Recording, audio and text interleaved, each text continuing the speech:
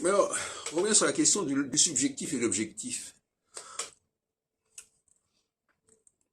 Il y a des gens qui sont dans la subjectivité, c'est-à-dire qu'ils vont parler du monde. Et les gens qui sont dans l'objectivité, ils vont faire parler le monde.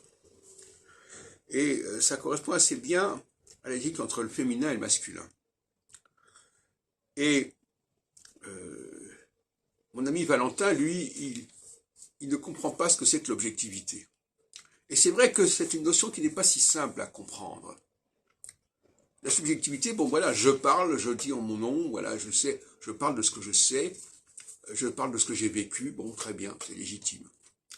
Mais aller au-delà de cela, pour parler du monde en général, ça lui paraît complètement abusif, et je pense que c'est sa mère qui lui a mis ça dans la tête.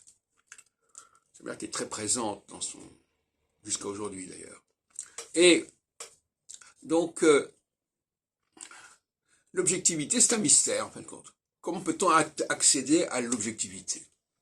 Comment peut-on dépasser le moi personnel?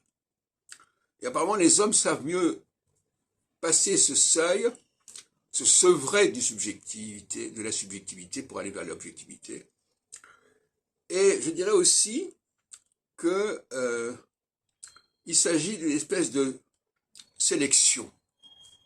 C'est-à-dire qu'à un moment donné, on s'aperçoit que parler de soi-même, c'est limité. Il faut aller au-delà.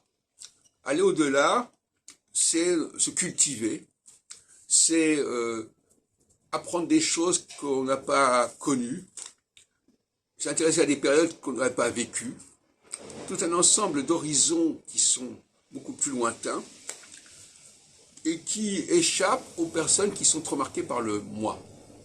Parce que quelqu'un qui est marqué par le moi, il ne s'intéresse qu'à ce qui lui arrive, à ce qui se passe de son vivant. Et ça se manifeste notamment par des grandes lacunes culturelles. Hein. C'est-à-dire, les gens qui sont axés sur leur moi, ils ont une médiocre culture générale. Les gens qui sont axés vers l'objectivité ont une culture générale beaucoup plus vaste, beaucoup plus ample, qui dépasse leur cas personnel, leur vécu personnel.